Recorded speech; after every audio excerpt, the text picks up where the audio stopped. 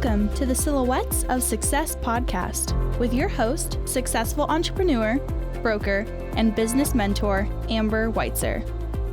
Because success comes in all shapes, sizes, and styles, the Silhouettes of Success podcast is shining the light on industrious women with a collection of curated conversations of intentional inspiration designed to inspire your heart, ignite your mind, feed your soul, and gift you with actionable insights directly from inspirational, everyday women who've shown tenacity, grit, and grace, having taken on the challenges in their lives and business and won.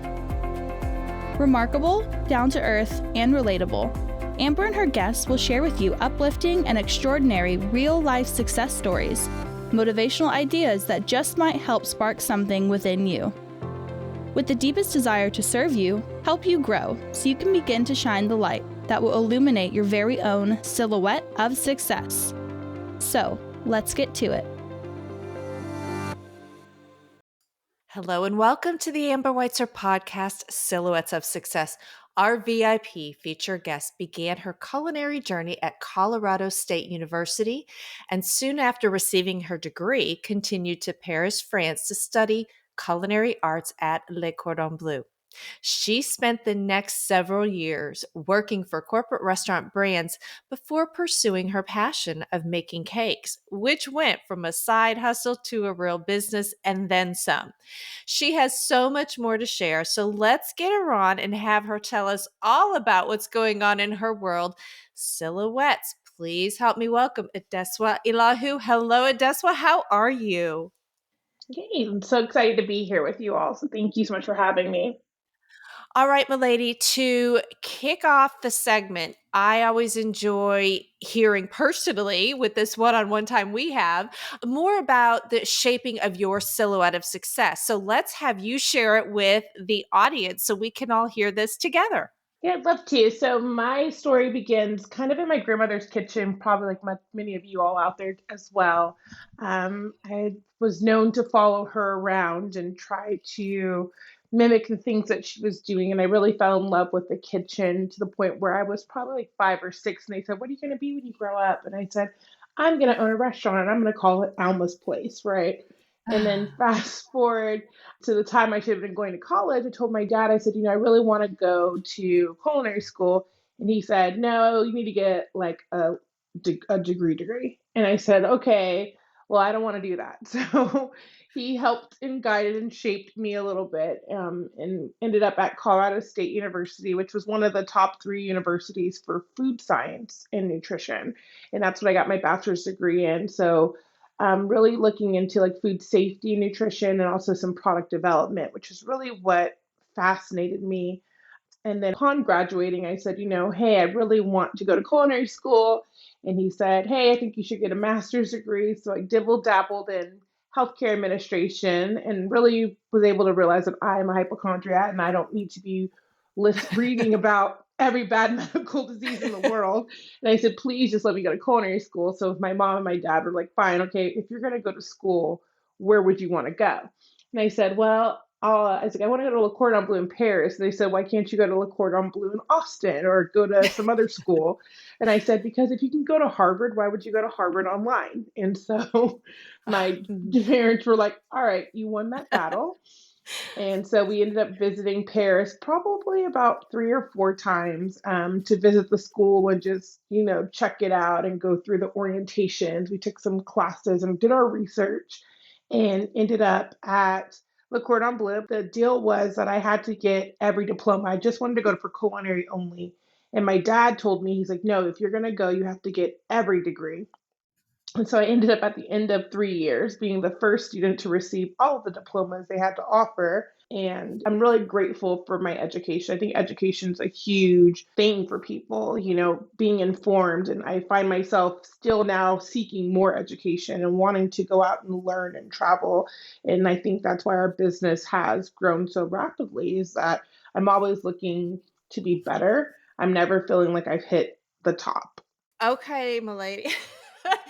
So it's perfect because all of these things which you're sharing and your journey, I know the audience craves because they crave the inspiration and motivation to do that, but then have somebody that they can really, a real person, a real woman, a real, somebody that you can turn to and say, okay. Yeah. One of the first things as you started talking about, your grandmother and being in the kitchen with her and then your parents and then your dad helping, I wrote education down as something that seemed like it was going to be very important just based on those words. And then you just circled back and nailed it. So education, clearly, as a lifelong learner, you can tell that you've got that spark within you. Did that come from your parents? Do you think that was just kind of instilled all the time in your family? Yes, I didn't realize that college was an option. I remember being my sister's 5 years older than me, so I was probably in middle school and she was at the end of getting out of high school, right? And I remember her friend sitting there and we were having these conversations for Shayla saying, where college is she going to, right? And I remember asking her friend, what college are you going to? And she said, college isn't for me. And I remember her getting out of the car and and asked my mom, like, what does that even mean? And she was like, oh, she's just messing with you. Like my parents literally like made it sound as if what you do is you go to elementary, middle school, high school, college. Like that's just what you had to do. And they financially supported us to do that. And one thing that they always say is the only thing that we've owed you in your life was your education. So it's always been a big deal. My mom's from a very poor town in Mississippi, and her generation, like my aunts and her, were the first ones in her family to go to college. My grandmother didn't even have, I think, even graduate from high school. And then my dad is from Nigeria, and part of the reason that he ended up in the States was because he was coming here to get a master's degree in his education as well. So for me, it's always, even with my daughter, I watch my parents interact with her, and we're just all very invested in like, okay, you have to go to a good school. We have to give you a foundation. And one thing that my dad always tells me is, people can take away a lot of things from you, but they can't take away your education. Amen to that. I love it. Love it. Oh, I'm already inspired. So let's kind of come back to a day to day. And you have so many amazing things going on that you have created and that you are working for. The alarm clock goes off and your work or business day begins. What might a day in the life look like for you? And are you creative and spontaneous all the time, or do you enjoy structure and some routine? Talk to us. Every day is different in my business. But one thing that I, again, do is I've been reading a lot of books lately and trying to evaluate where we have opportunities to grow at Asukar. We're opening a new restaurant coming up this year, and there's just a lot of exciting new things coming. And it's kind of like, okay, how can we do that and do that well? And so one of my big things right now is being a better business owner, and not just focusing on having amazing products, but also having a strong foundation in our business. So I tend to start with like reading or an article or a podcast or something that just kind of an expert that I trust. And then one of the books I just read said to set 3 goals a day. I have 1,000 things going on at any given time, and I'm always feeling sometimes a little bit overwhelmed that I'm not really accomplishing anything. And what this author said was that, hey, if you just set 3 manageable goals for the day, and it could be something as simple as I'm going to fold my laundry, I'm going to, vacuum my car, and I'm going to read 50 emails. Then at the end of the day, you feel more accomplished with yourself. And so that's one thing I've been doing too in the mornings. First thing is just writing out what are my 3 goals for today. Like today, my goal is to drink a gallon of water. Is one of my goals for today.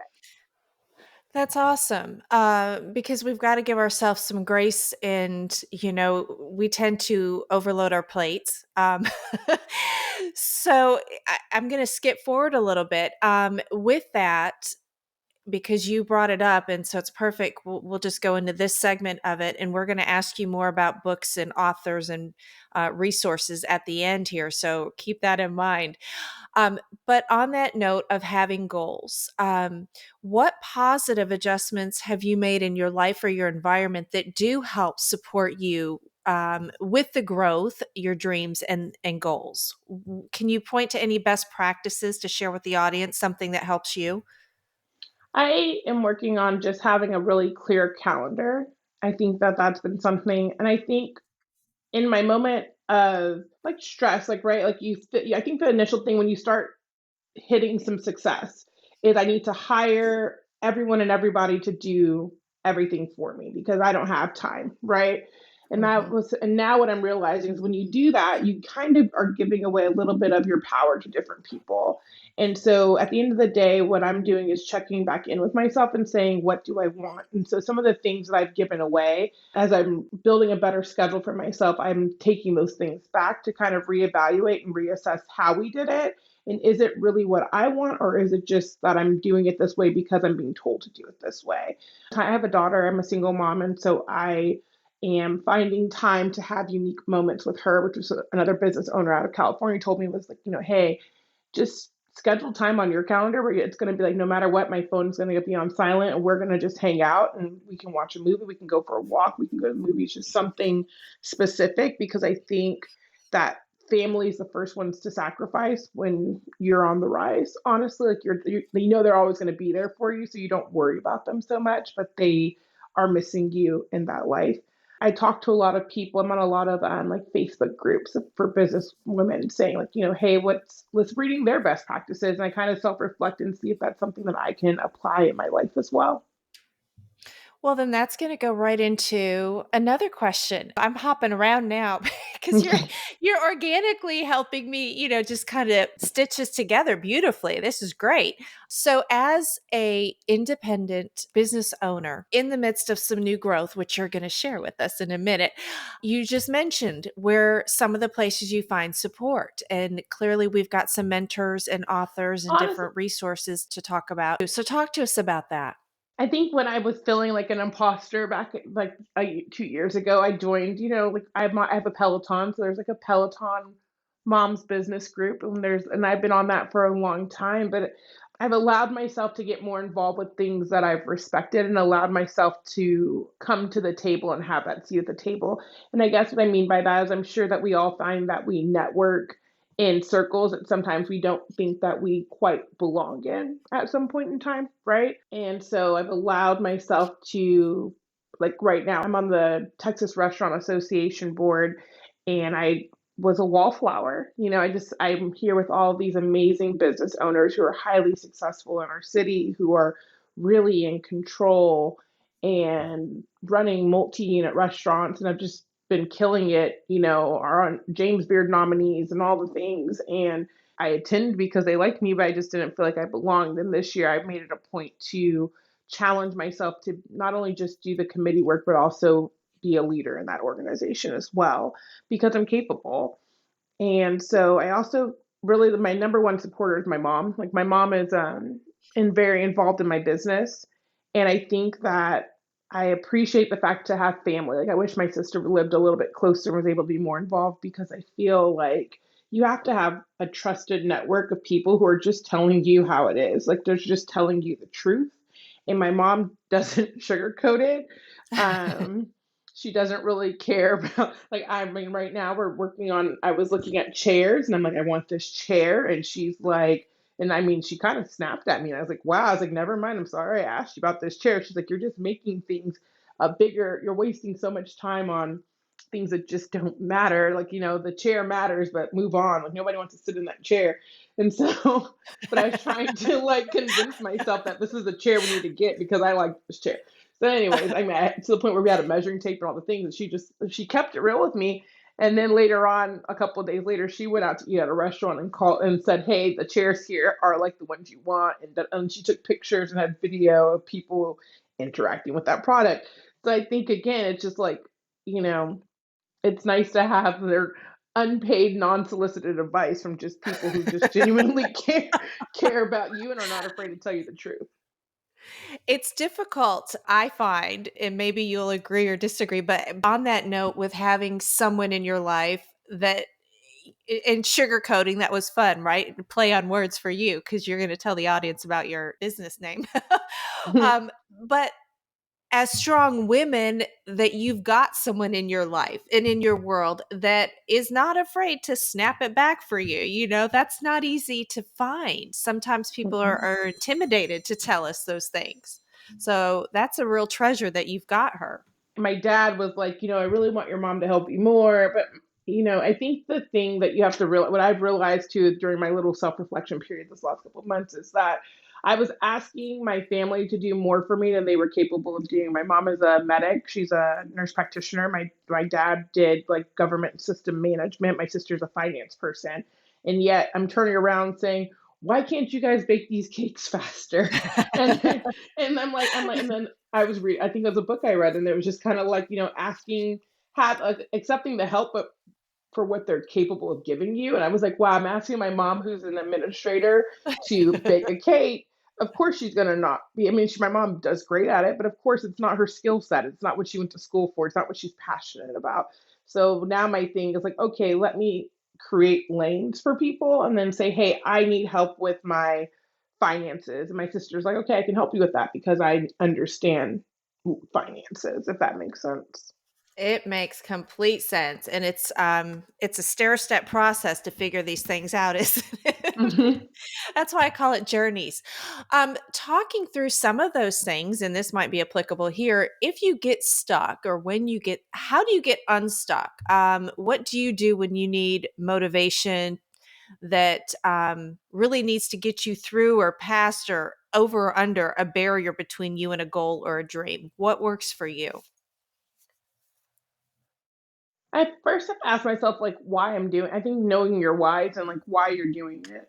Like is what I'm trying to do or is what I'm trying to force to happen really truly impactful. And a lot of times I think that people, we are probably all guilty of it, create a vision in our head of what something is supposed to be. And like we get stuck on that vision in our head, and then we can't deviate, we can't pivot, we can't move past it, we can't let it go because it's just not coming together exactly how I want it or in the way that I designed it. And I can tell you that my last 6 months has been nothing of any intention. And I think what I've done is I've just allowed myself to just receive what I'm going to get and be okay with where I'm at and really trying to have grace for myself. um but again, I think sometimes too, it's like, okay, if it's not working for me, then I ask myself, like, is it not working for me because it's not meant to be? Like, it's not meant for me, honestly, like, is this really the best thing I should be doing? Or is this much resistance worth it? And then if I think like, yes, this is really what we need to do, then is there how I write a plan for like, how can we execute this better? How can I get there? And remind myself that I'm in control. Because I think a lot of times, like when you start hitting a wall, it's because everybody's telling you today you should be signing your building contract. Like that's cute concept for you. I'm not there yet. I don't want to sign it yet. I'll just wait a week and I'll look at it again later, and being okay Mhm. with that. Just being okay with just saying it'll come when it comes. That's amazing. All right. So let's shift gears a little and let you talk about your business and what's going on. So dive into the inspiration behind it. And I'd really start from the name and the meaning behind your business name, your mission, and all your offerings. My company is called Asukar. It's a play on the word for sugar. We rebranded during COVID. And part of the reason why is I went to a phenomenal women business owner in town who owns a branding company. I said, here's my skill set. I have all these degrees. I can do anything in the world. I want to be successful and I want to be successful for myself and not just working for other companies. And so she guided me. It's funny. I signed my contract with her probably on the Wednesday before the COVID shutdown because at the time I didn't think COVID was a thing. And then I found out on Friday that it was a thing. And I went through a period of like, oh my gosh, I just wasted all my money on this thing that's not going to ever come together. And actually, it was a blessing in disguise for me because I was able to sit at home. And after I got over the initial shock of like we all did, I said, okay, cool. I started asking myself again, what is it that I really want this to be? And because God gave us the gift of time, I was able to really develop our offering. And so we started in the market as a pastry company with wedding cakes because I was already in the wedding industry. And literally within 3 years, we've won like 17 international awards for our cakes, pastries, and catering. I'm on Food Network. I was on Holly and Baking Championship season 9. been published in a lot more magazines than I can count. I have some exciting things coming up this year. And so really it's just taken off. But I think at the end of the day, it's really because of just having that gift of time that we were all given. So, talk to us about, if you can pinpoint one of your most treasured or cherished accomplishments, because you have a beautiful portfolio of, like you mentioned, awards and accomplishments and achievements that you've put the time and love and energy in. So, does one stand out to you as a favorite? funny, I feel like I'm very good at like manifest. I try to manifest things in my own skeptical. I'm a skeptic. I'm like, oh, it will never happen for me, right? But I was in an organization and we had this Cooking with Adesuwa show during COVID where we invited business owners into my kitchen and we would kind of interview them and we would cook dinner together and then talk about their business. And it was all about them. And I used to always say at the beginning, hey, Food Network, thanks for tuning in and watching me today. I'm Adesuwa. I'm the host of the show. Here's my guest, blah, blah, blah, blah.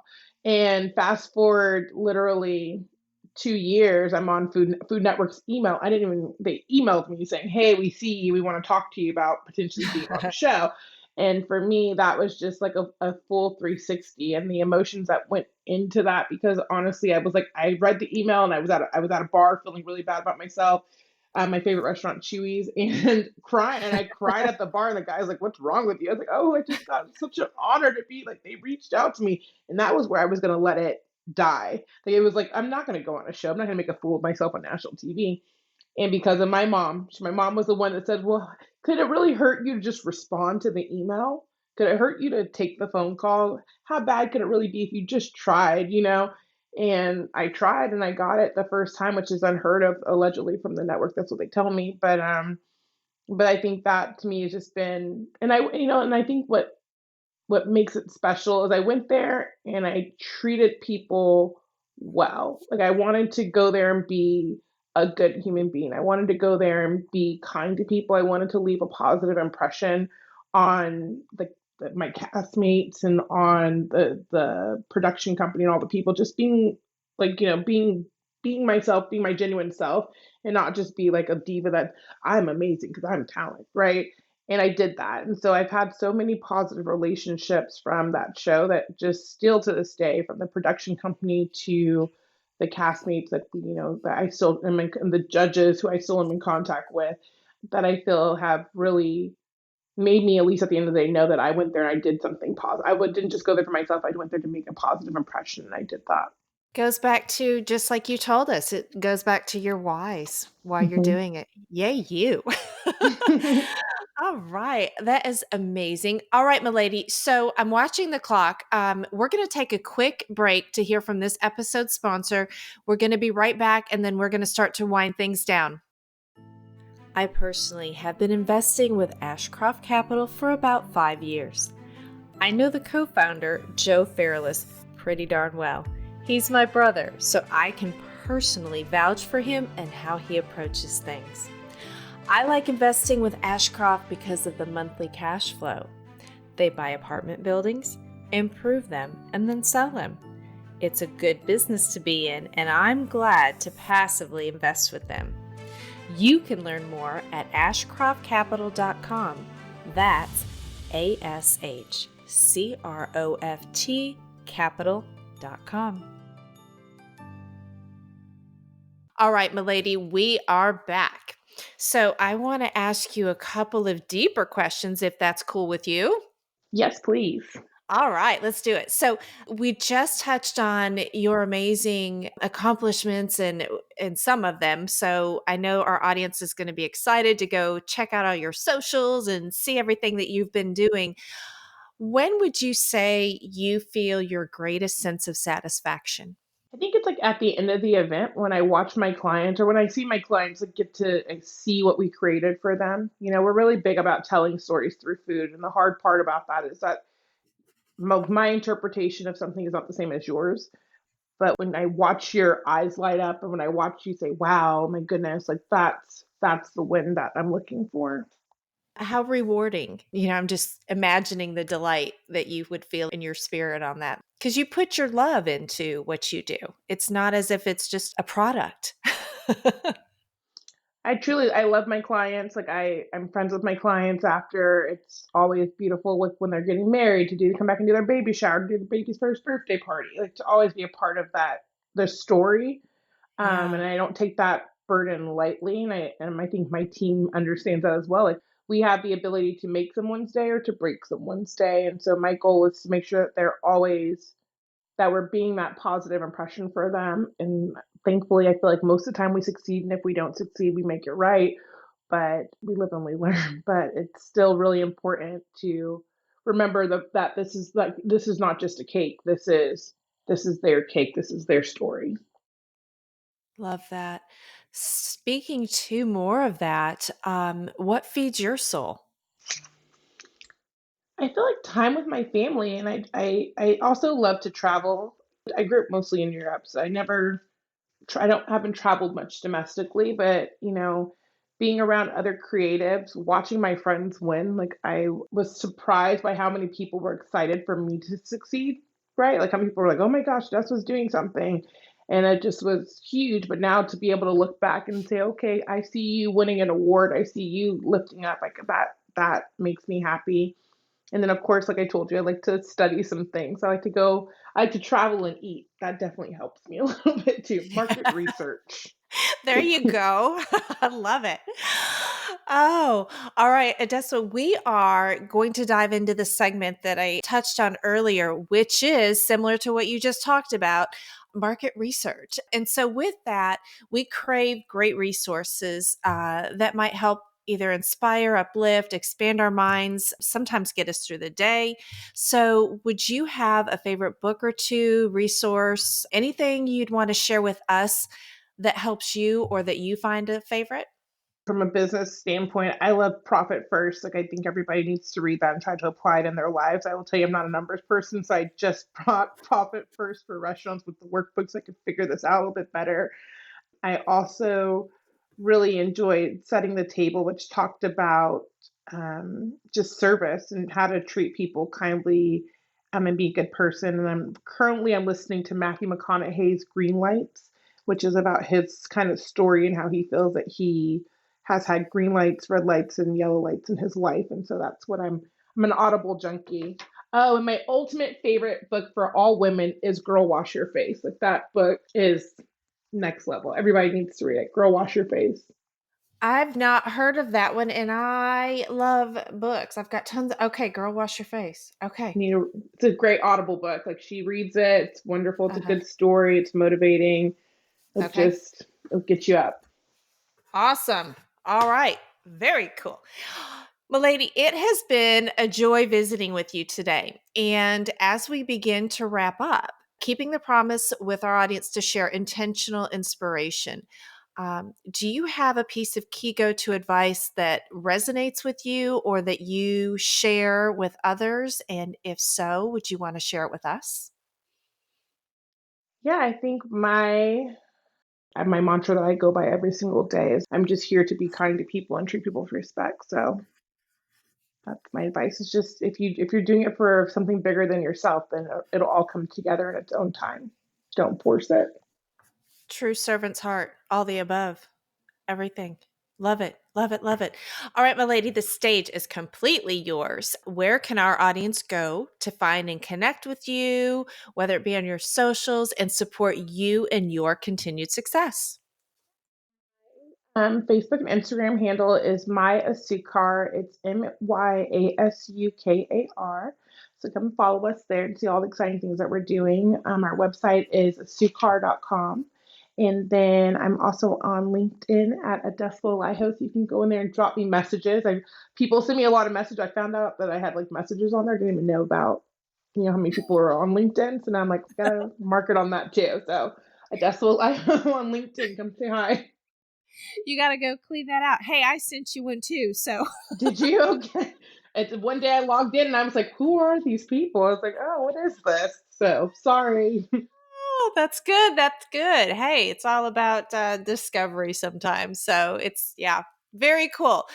All right, my lady, it has been such again, a delight visiting with you. And I want to share you and let the audience go explore all the amazing things you're doing and you have going on, and to follow you in your continued success. You are a genuine light. And going back to all your whys and what you're doing, it's just so kind and delightful. So thank you for sharing time with us and sharing your Silhouette of Success story. An honor to be here. All right, my lady. Until next time, thank you. Thank you for joining us on this episode of the Silhouettes of Success podcast. If you enjoyed the show, make sure you subscribe so you don't miss out on all the new episodes. We are here for you and with you. We encourage you to share this podcast on all your socials and pass on the light to help illuminate another silhouette of success. To find out the latest ways to inspire your heart, ignite your mind, and gain actionable insights, subscribe at thesilhouettesofsuccess.com or connect with us on Facebook, LinkedIn, and Instagram. We're grateful that you've tuned in. Remember, you are exactly where you need to be, right here with us. This is the Amber Weitzer podcast, Silhouettes of Success.